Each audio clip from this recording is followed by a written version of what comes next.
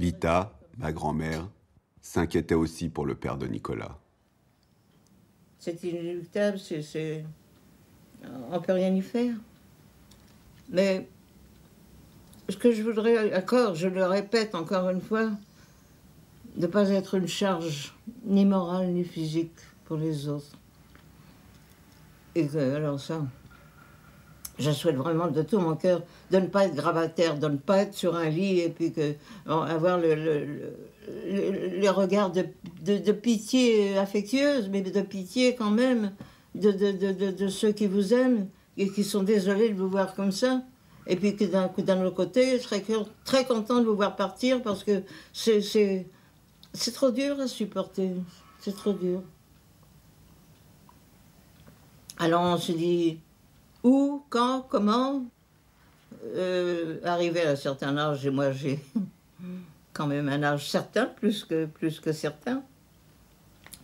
Il y a des jours où on n'y pense pas, bien sûr.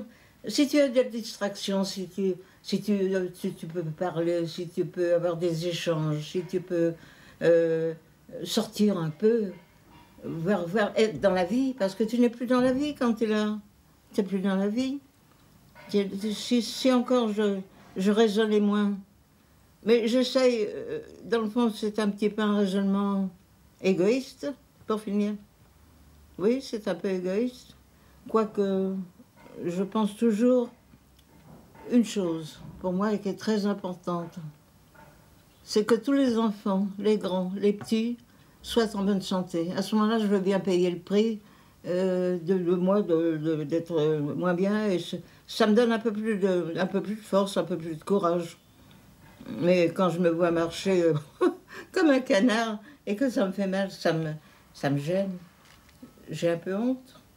C'est vrai. C'est vrai. J'ai un petit peu honte. J'ai un peu honte de cette dégradation. Oh ben les gens, je t'en raconte des choses, hein. J'ai jamais parlé autant, j'ai jamais mis mon âme à nu, si j'ose dire, de cette façon-là. Prends du fromage. Tiens. Oui. Je recommande le chèvre, là. Il est très bon.